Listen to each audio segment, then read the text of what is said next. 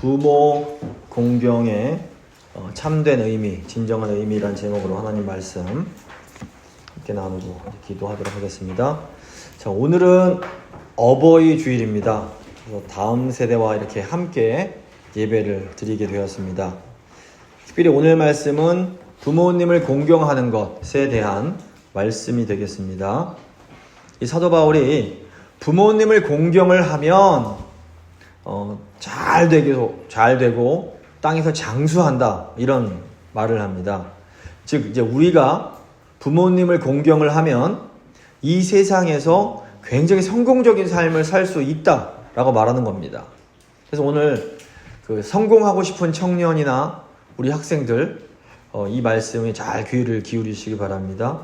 또 자녀나 손자가 이 세상에서 성공적인 삶을 살기를 원하시는 분들은 또 이 말씀을 자녀들에게 잘 알려주셔야 됩니다.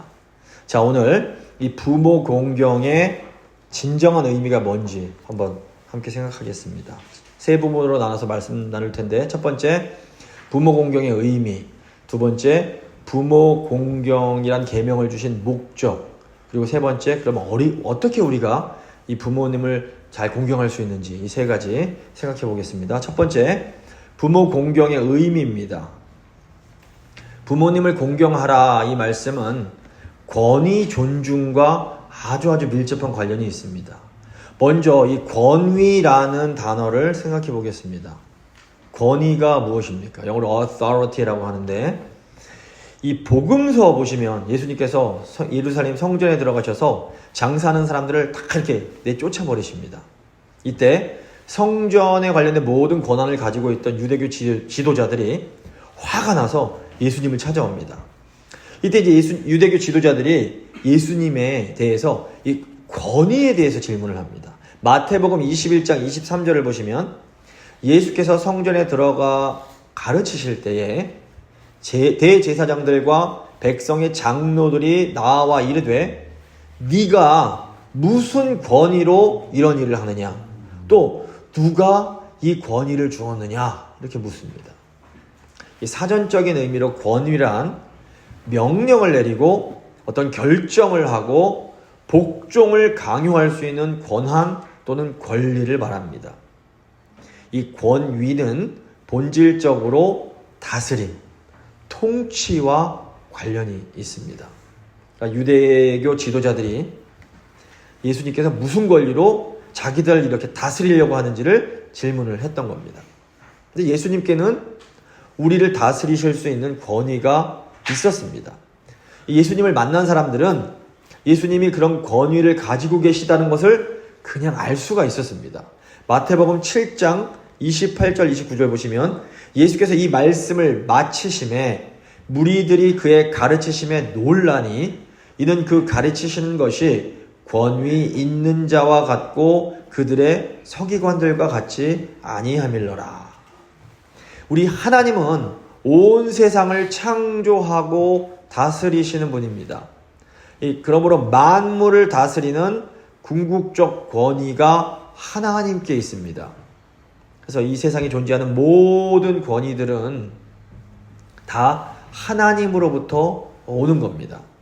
예수님은 특별히 하나님으로부터 하늘과 땅의 모든 권세, 모든 권위를 받으셨습니다. 마태복음 28장 18절부터 보시면 예수께서 나와 말씀하여 이르시되 하늘과 땅의 모든 권세, 모든 권위를 나에게 주셨으니 그러므로 너희는 가서 모든 민족을 제자로 삼아 아버지와 아들과 성령의 이름으로 세례를 베풀고 내가 너희에게 분부한 모든 것을 가르쳐 지키게 하라. 볼지어다 내가 세상 끝날까지 너희와 항상 함께 있으리라 하시니라.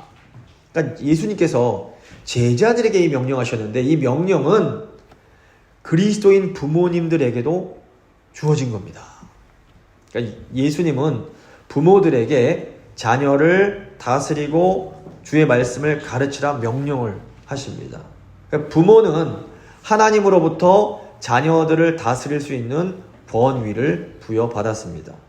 이 부모의 권위는 하나님께서 세우신 가장 기초적인, 가장 근본이 되는 권위입니다. 나아가 이 부모님들의 권위는 하나님께서 이 땅에 세우신 다른 모든 권위들을 대표합니다.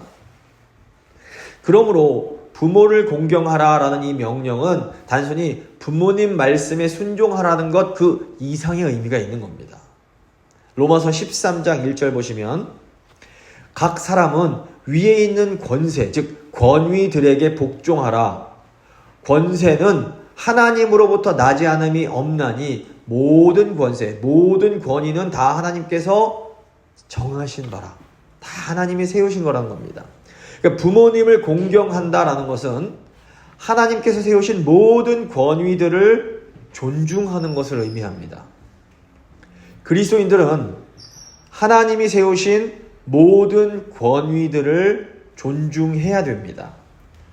이런 사회적 권위들을 우리가 사회적 부모들 이렇게 부를 수 있습니다. 사회적 부모님들이 있는 겁니다. 집에 계신 부모님은 부모님이 아닙니다. 자, 사회적 부모들이 누가 있을까요? 첫째로 목사님, 장로님 같은 이 교회 지도자들은 영적인 부모의 역할을 하는 겁니다. 그리고 교사, 선생님, 교육자들은 교육적 부모님들의 역할을 합니다. 셋째로 어른들, 연장자들은 사회적인 부모님의 역할을 합니다. 넷째로 행정관료나 어떤 위정자들은 정치적인 부모의 역할을 합니다. 그리고 다섯째로 고용주들은 경제적인 부모의 역할을 하는 겁니다. 이런 권세를 하나님이 다 권위를 주신 겁니다. 성경은 이런 사회적 부모들을 공경해야 한다라고 가르칩니다. 근데 이 시대 현대사회의 가장 심각한 문제 중 하나가 뭐냐면 바로 이런 사회적 권위들에 대한 깊은 불신이 있는 겁니다. 물론 이런 불신이 부모님들이 집에 있는 부모님들, 밖에 있는 부모님들이 자기들이 권위를 잘못 사용한 것으로부터 비롯됐습니다. 사회적 권위를 불신하면서 반항하는 사람들은 거의 대부분 어린 시절에 이런 잘못된 권위에 대한 아주 안 좋은 기억들이 다 있는 겁니다. 그러니까 어릴 적에 부모님들이 권위를 잘못 사용하면 자녀들이 권위 자체를 불신하게 됩니다. 이 부모님들이 자녀들에게 세상의 모든 권위를 대표하는 존재이기 때문입니다. 그래서 부모님들이 하나님께서 주신 권위를 바르게 잘 사용하면 자녀들이 권위를 긍정적으로 볼 수 있게 됩니다. 근데 부모님들이 이 권위를 잘못 사용하면 자녀들이 권위를 불신하고 권위에 반항을 하게 되는 겁니다. 책임이 부모님에게 어마어마하게 있습니다. 그래서 부모님들이 자기 편하자고 권위를 얘들한테 막 시켜먹고 이러면 이 권위를 남용하는 겁니다. 그런데 이렇게 권위를 남용하는 것도 문제지만 또 권위 사용을 포기하는 것도 이거 심각한 문제입니다. 만약 자녀들이 잘못된 행동을 했는데 그걸 다스리지 않고 그냥 가만히 내버려 두는 것도 이거 권위를 잘못 쓰는 겁니다. 그러니까 자녀가 잘못했을 때 그것을 잘 고쳐주는 것이 아주 중요한 부모의 역할인 겁니다. 사무엘 하서 13장 보시면 다윗의 이제 아들 여러 명 중에 큰아들 암논이 배다른 여동생 다말에게 아주 몹쓸 짓을 하는 거 아실 겁니다. 이때 아버지 다윗은 이 아들 암논의 잘못을 징계했어야 됩니다. 엄히 다스렸어야 됩니다. 근데 다윗이 자신의 권위를 제대로 사용하지 않습니다. 그 결과 또 다른 다윗의 아들인 압살롬이 마음에 큰 상처를 입게 됩니다. 그리고 압살롬이 결국 아버지의 권위에 대항해서 반역을 일으키게 됩니다. 그러니까 부모가 권위를 남용하거나 또 권위를 포기하면 자녀가 큰 상처를 받게 되는 겁니다. 이 목회자나 교사, 교회 어른과 같은 사회적 부모님들이 권위를 잘못 사용해도 또 이제 이 어린 청년들, 어린 아이들이 상처를 받습니다. 이렇게 잘못된 권위의 상처를 입은 자녀들이 나중에 커서 권위에 반항하게 되는 겁니다. 그래서 권위를 잘 사용한다라는 것은 하나님의 말씀대로 자녀를 잘 다스리는 것을 의미합니다. 그러니까 권위를 남용해도 안 되고 또 권위를 그냥 안 쓰고 포기해버려도 안 되는 겁니다. 그렇기 때문에 이 좋은 권위 밑에서 자라난다. 이것은 어마어마하게 큰 축복입니다. 좋은 부모님, 좋은 교회 어른들 밑에서 자라는 것은 어마어마하게 큰 축복입니다. 그래서 우리 아이들이 성공적인 삶을 살게 하려면 먼저 부모님들과 어른들이 하나님께서 주신 권위를 잘 써야 됩니다. 애들 앞에서 잘 하셔야 됩니다. 자, 두 번째, 부모 공경의 목적입니다. 하나님께서 우리에게 주시는 모든 계명들은 이중적인 차원이 있습니다. 위로는 계명 잘 지키면 하나님께 영광이 됩니다. 그리고 아래로는 계명을 잘 지키면 우리 인간에게 큰 구원과 행복이 임하게 됩니다. 그런데 사실 이 두 가지가 다른 게 아닙니다. 별개가 아닙니다. 인간은 하나님을 영화롭게 할 때 가장 큰 행복을 느낄 수 있기 때문입니다. 그래서 하나님은 우리가 하나님 안에서 가장 만족스러워할 때에 또 가장 크게 영광을 받으십니다. 이것이 바로 창세기 2장에 나오는 안식일의 의미입니다. 창세기 2장 3절 보시면 하나님께서 그 일곱째 날을 복되게 하사 거룩하게 하셨으니 이는 하나님이 그 창조하시며 만드시던 모든 일을 마치시고 그날에 안식하셨음이니라. 그러니까 하나님께서 인간을 창조하신 후에 안식을 하게 하십니다. 하나님도 쉬시고 인간도 쉬게 하십니다. 근데 이 안식이 뭐냐면 사람이 하나님의 품 안에 안식하면서 하나님께서 주시는 복을 막 받는 겁니다. 저희가 일주일에 한 번씩 이 복을 받으러 나오는 겁니다. 그리고 우리가 하나님의 품 안에서 안식하면서 행복해할 때에 하나님이 가장 크게 영광을 받으십니다. 그래서 결국 하나님의 영광은 우리 인간의 행복과 다른 것이 아니라는 겁니다. 구원론의 관점에서 보면 이것이 바로 구원의 목적입니다. 예수님께서 이 땅에 오신 것도 바로 이 구원을 주시기 위함입니다. 이 안식을 주시기 위함입니다. 예수님은 하나님을 떠난 인간이 다시 하나님의 품으로 돌아가서 안식할 수 있도록 하기 위하여 이 땅에 오셨습니다. 그런데 이 부모 공경의 계명이 바로 이 구원의 목적, 이 안식의 목적에 포함이 되는 겁니다. 자, 요즘 미디어, 유튜브라든가 영화 이런 거 보시면 뭐라고 말을 합니까? 부모님 말 들을 필요 없어. 네 마음의 소리를 들어. 이런 얘기를 자꾸 합니다. 이 세상은 모든 것을 다 의심하고 교회의 권위도 의심하고 선생님의 권위도 의심하고 어른들의 권위도 의심하고 또 정부의 권위도 다 의심해라, 대항해라 이렇게 자꾸 가르칩니다. 그런데 하나님은 권위들을 존중해라, 존경해라 이렇게 말씀하십니다. 자녀들은 먼저 부모님께 순종하고 교인들은 목회자와 장로에게 순종하고 학생들은 교사들에게 순종하고 젊은이들은 어른들께 순종하고 국민들은 공직자들에게 순종하고 직원들은 고용주에게 순종해라 이렇게 말씀하는 겁니다. 자, 왜 하나님께서 이렇게 권위들에게 순종하라고 요구하시는 걸까요? 권위에 순종하는 것이 예수님 안에서 안식을 누리는 최고의 방법이기 때문입니다. 인간이 타락한 것은 하나님의 말씀이 아니라 자기의 욕망대로 행동했기 때문입니다. 하나님께서 선악과 먹지 말아라 명령하십니다. 근데 아담과 하와가 이 말씀을 어기고 자기들의 욕망, 자기들의 마음의 소리를 듣고 행동을 했습니다. 하나님 말씀이 아니라 자기의 욕망대로 행하는 것, 이게 바로 교만의 핵심입니다. 인간은 교만 때문에 하나님과 분리되고 죽음에 이르게 됩니다. 그렇기 때문에 다시 생명을 얻으려면 교만의 정반대 방향으로 나가야 됩니다. 근데 교만의 정반대가 뭡니까? 바로 겸손입니다. 그러니까 예수님께서 우리를 구원하시려고 겸손하게 아버지 말씀에 순종을 하신 겁니다. 빌립보서 2장 5절부터 8절 말씀 보시면 너희 안에 이 마음을 품으라 곧 그리스도 예수의 마음이니 그는 근본 하나님의 본체시나 하나님과 동등됨을 취할 것으로 여기지 아니하시고 오히려 자기를 비워서 종의 형체를 가지사 사람들과 같이 되셨고 사람의 모양으로 나타나사 자기를 낮추시고 죽기까지 복종하셨으니 곧 십자가에 죽으심이라. 그러니까 예수님께서 우리를 구원하시기 위하여 낮아지시고 겸손해지심으로 순종을 하신 겁니다.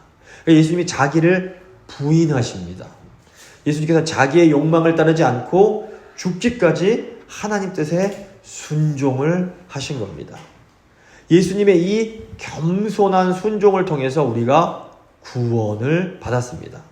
그리고 예수님께서는 이제 우리에게도 예수님과 똑같은 겸손한 순종을 명령하십니다. 마태복음 16장 24절 보시면 이에 예수께서 제자들에게 이르시되 누구든지 나를 따라오려거든 자기를 부인하고 자기 욕망을 거스르고 자기 십자가를 지고 나를 따를 것이니라. 이렇게 말씀하시는 겁니다. 예수님을 따른다라는 것은 자기를 부인하고 자기 욕망대로 행하지 않고 하나님의 뜻을 따르는 겁니다. 그런데 여기에 아주 놀라운 안식의 비밀이 들어 있습니다. 세상은 자기 욕망대로 살아야 행복하다고 가르치지만 성경은 반대입니다. 자기의 그런 죄악된 욕망을 거부하고 하나님 말씀을 따라갈 때에 참된 안식이, 참된 행복이 온다, 이렇게 가르치는 겁니다. 그래서 그 초대 교부인 성 어거스틴은 인류가 죄악된 교만으로 꽉 차 있으며 그리스도의 겸손을 통해서만 구원을 받아야 한다, 이렇게 계속 강조를 합니다. 이 어거스틴은 종종 이 교만이라는 상처는 예수 그리스도의 이 겸손이라는 약을 먹어야만 치유될 수 있다, 이렇게 가르쳤던 겁니다. 그래서 겸손하게 예수님께 순종하는 것이야말로 유일한 구원의 길입니다. 하나님은 우리가 교만이라는 근본적인 죄를 극복할 수 있도록 우리 부모님들을, 우리 권위들을 선물로 주신 겁니다. 그래서 부모들은 자녀들을 예수님의 말씀대로 잘 가르쳐야 할 책임이 있습니다. 또 자녀들은 이 부모님 말씀에 순종해야 될 책임이 있는 겁니다. 이게 생명의 길입니다. 부모님 말씀에 순종하려면 자녀들이 어떻게 됩니까? 자기들의 생각, 자기들이 하고 싶은 거 꾹 누르고 부모님의 생각, 부모님의 뜻을 받아들여야 됩니다. 그렇기 때문에 이게 자녀들이 부모님에 순종한다는 게 절대로 쉬운 일이 아닙니다. 부모님 말씀에 순종하는 것은 내 마음대로 하고 싶은 이 의지를 꺾는 겁니다. 근데 이것은 우리 안에 있는 이 자기중심성이라는 이 죄를 다스릴 수 있는 최고의 훈련이 됩니다. 이 훈련 자꾸 자녀들한테 시키셔야 됩니다. 우리가 이 세상에서 겸손을 배울 수 있는 가장 좋은 방법이 바로 부모님 말씀에 순종하는 겁니다. 부모님 말씀에 순종하는 걸 배운 사람이 하나님 말씀에 순종하기가 훨씬 더 쉽습니다. 창세기 4장 보시면 이 아담과 하와가 큰아들 가인이 너무 예뻐서 이 순종의 훈련을 잘 시키지 못하고 순종 훈련 시키는데 실패합니다. 가인이 부모님께 순종을 잘 못하니까 하나님께도 순종을 못하게 되는 겁니다. 부모님께 순종하는 것을 배운 사람은 다른 권위들에도 순종합니다. 그리고 권위에 순종하는 사람이 형통을 경험합니다. 성공을 경험합니다. 이건 아주 분명한 하나님의 약속입니다. 창세기 보시면 요셉이 어디를 가든 형통합니다. 요셉이 형들에게 팔려서 보디발 장군의 집에 있을 때도 형통합니다. 또 누명받아서 감옥에 들어갔을 때도 요셉은 형통합니다.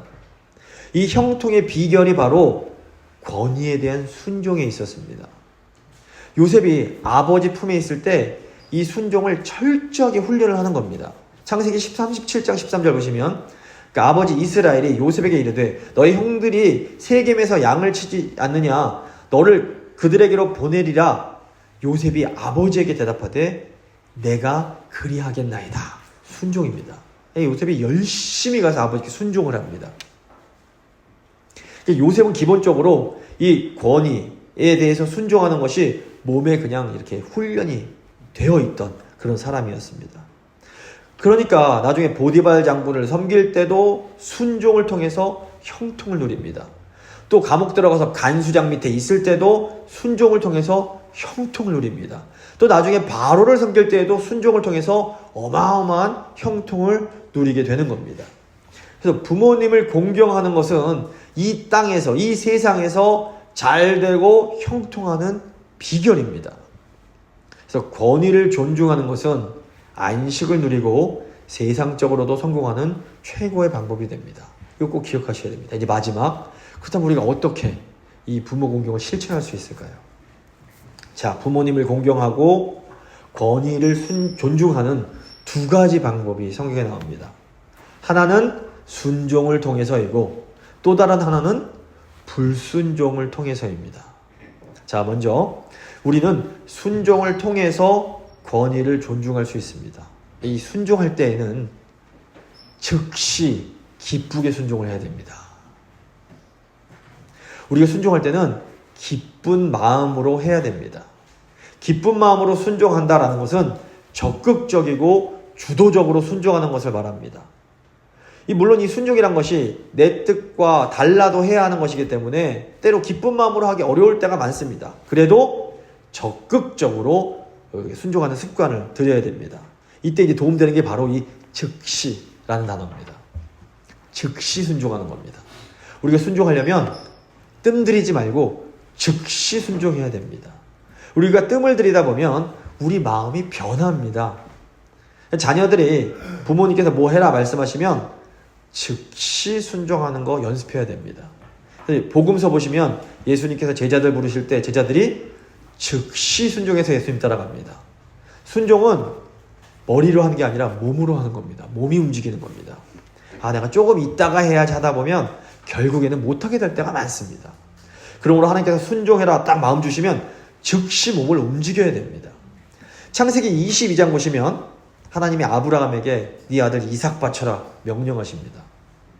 아브라함이 다음날 아침 일찍 일어나서 말에 안장을 얹어버립니다. 즉시 순종하는 겁니다. 늦게 하면 못하니까. 또 사무엘상 3장 보시면 하나님이 사무엘을 부르십니다. 근데 사무엘이 이제 엘리 제사장이 부른 거라고 생각을 했습니다. 이때 사무엘이 어떻게 합니까? 예, 제가 여기 있습니다. 그러면서 사무엘에게 엘리 제사장에게 달려갑니다.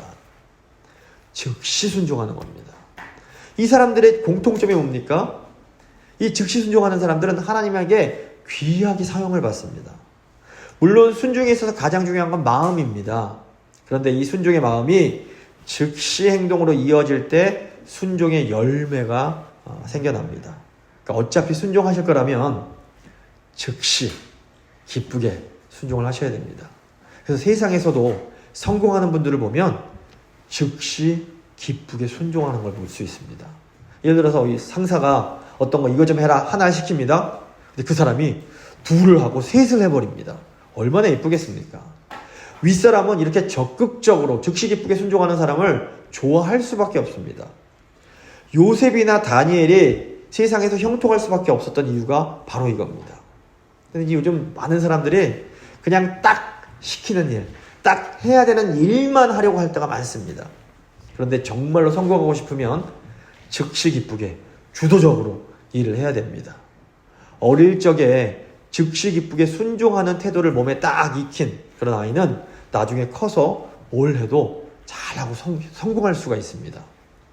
이런 의미에서 세상에서 성공하는 비결이 바로 부모 공경에 있는 겁니다. 그래서 우리 모든 부모님들은 우리 자녀들이 다른 사람들에게도 사랑받고 이렇게 성공하는 인생 살기를 다 원하십니다. 그러므로 부모님들이 우리 아이들이 부모님께 즉시 기쁘게 순종하는 사람이 될 수 있도록 자꾸 이렇게 도와주셔야 됩니다. 물론 부모님들이 아이들을 많이 사랑해 주셔야 됩니다. 하지만 아이들이 너무 예쁘다고 아이들을 그냥 응석바지로 키우는 것은 커서 아이들에게 도움이 되지 않습니다. 자, 이제 두 번째, 우리는 순종뿐 아니라 불순종을 통해서도 권위를 존중할 수 있습니다. 권위에 대해서 순종하는 건 너무너무 중요합니다. 하지만 때로 부모님이나 다른 권위자들이 하나님 뜻에 어긋나는 것을 명령할 때가 있습니다. 이때 우리는 불순종을 해야 됩니다. 하나님의 권위가 부모님이나 다른 권위들보다 더 높기 때문입니다. 그러니까 부모님이나 권위자들의 명령이 하나님 말씀의 정면으로 위배가 되면 하나님 말씀을 따라야 됩니다. 바벨론의 포로로 잡혀갔던 다니엘과 세 친구가 이 바벨론 관리의 명령에 불순종을 합니다. 왜냐하면 이 바벨론 정부의 요구가 하나님 말씀에 정면으로 위배되는 것이었기 때문입니다. 그런데 이 불순종을 할 때도 태도가 굉장히 중요합니다.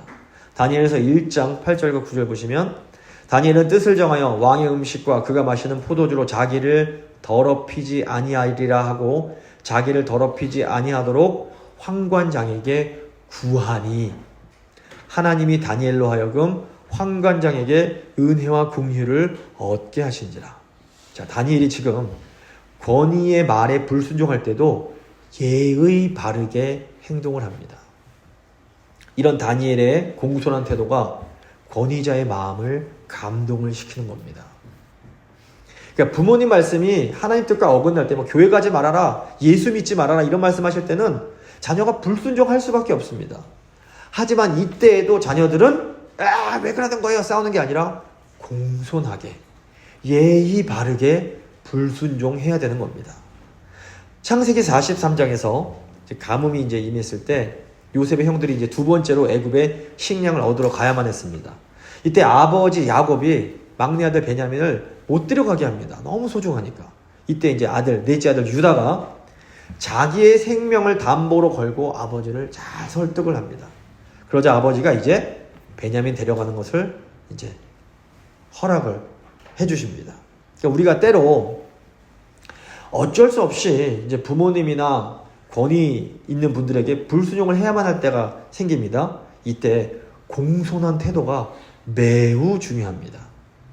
공손한 불순종과 그냥 무례한 반항과는 완전히 다른 겁니다.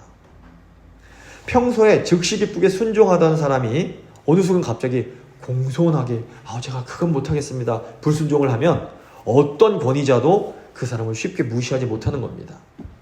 다니엘서 6장 보시면 다니엘을 이제 시기했던 다른 관리들이 다니엘을 위기에 빠뜨립니다. 그러니까 신하들이 다리오 왕을 꼬셔서 30일 동안 왕 이외에는 절도 못하고 기도도 못하게 명령을 내리게 만듭니다. 평소에 늘 하나님께 3번씩 기도했던 다니엘이 당연히 이 명령에 불순종을 했습니다. 근데 이때 다니엘을 너무나 아꼈던 왕이 다니엘 때문에 잠을 못 잘 정도로 걱정을 합니다.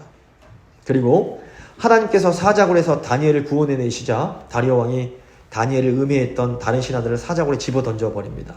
그리고 왕은 이 왕이 다니엘의 불순종을 통해서 하나님을 알고 하나님을 찬양하게 됩니다. 다니엘서 6장 26절부터 28절 보시면 이 다리오 왕이 조서를 내리고 하는 고백이 나옵니다. 내가 이제 조서를 내리노라. 내 나라 관할 아래에 있는 사람들은 다 다니엘의 하나님 앞에서 떨며 두려워할지니 그분은 살아계신 하나님이시요 영원히 변하지 않으실 이시며 그의 나라는 멸망하지 아니할 것이요 그의 권세는 무궁할 것이며 그는 구원도 하시며 건져내기도 하시며 하늘에서든지 땅에서든지 이적과 기사를 행하시는 이로써 다니엘을 구원하여 사자의 입에서 벗어나게 하셨음이라 하였더라. 이 다니엘이 다리오 왕의 시대와 바르시아 즉 페르시아 사람 고레스 왕의 시대에 형통하였더라. 그러니까 하나님은 순종의 사람 다니엘을 계속해서 형통하게 하십니다. 근데 사실 이 원리가 일반 사회, 회사에서도 똑같이 적용이 됩니다. 자, 평소에 순종하며 성실하게 적극적으로 일하던 사람이 신앙의 문제 때문에 공손하게 상사에게 불순종하면 어떻게 될까요? 이 상사가 그 사람을 절대로 무시하지 못합니다. 도리어 이런 불순종은 복음을 증거하는 좋은 기회가 될 수도 있습니다. 되게 중요한 건 뭐냐면 평소에는 즉시 기쁘게 순종하는 겁니다. 적극적으로 주도적으로 열심히 일하는 겁니다. 그리고 꼭 권위에 불순종해야 할 그 시간이 오면 아주 공손하게 불순종해야 합니다. 그러면 그런 일들을 통해서 하나님의 영광이 나타나고 또 놀라운 형통을 경험할 수 있게 됩니다. 말씀을 좀 마무리 지어 보도록 하겠습니다. 오늘은 이 부모 공경이라는 계명의 진정한 의미에 대해서 저희가 함께 생각했습니다. 부모 공경의 핵심은 권위를 존중하는 것입니다. 우리는 교만 때문에 죽었기 때문에 겸손으로만 다시 살아날 수 있습니다.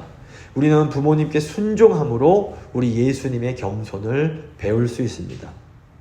순종할 때는 즉시 기쁘게 순종해야 됩니다. 그리고 불순종해야 할 때는 공손하게 예의 바르게 불순종해야 됩니다.